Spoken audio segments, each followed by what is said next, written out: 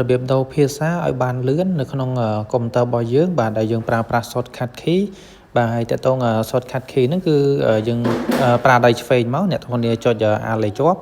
បាទដៃឆ្វេងយើងចុច Alt លេខជាប់ហើយបូកជាមួយនឹង Shift ទៅបាទអញ្ចឹងចុចទៅ keyboard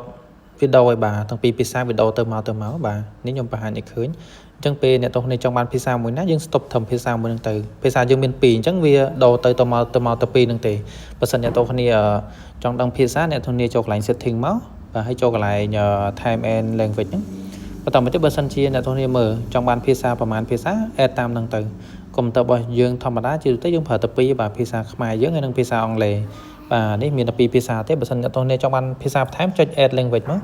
បាទអញ្ចឹងវាមានភាសាច្រើនបាទនៅពិភពលោកយើងមានប្រហែលមានប៉ុណ្្នឹងហើយបាទអញ្ចឹងអ្នកទាំងគ្នាចង់បានភាសាចិនភាសាជប៉ុនភាសាកូរ៉េអី search ទៅបាទយើងគ្រាន់ search ភាសាដែលយើងចង់បានហើយចុចពាក្យ next ហើយចុចពាក្យ install ទៅបាទនេះបាទអញ្ចឹងភាសាហ្នឹងវាបាននៅក្នុងកុំព្យូទ័រយើងមួយទៀតទេបាទបើសិនអ្នកទាំងគ្នា add 3ភាសាអញ្ចឹង keyboard យើងមាន3ពេលយើងចុចដូរទៅវាមាន3ភាសាបាទសូមអរគុណ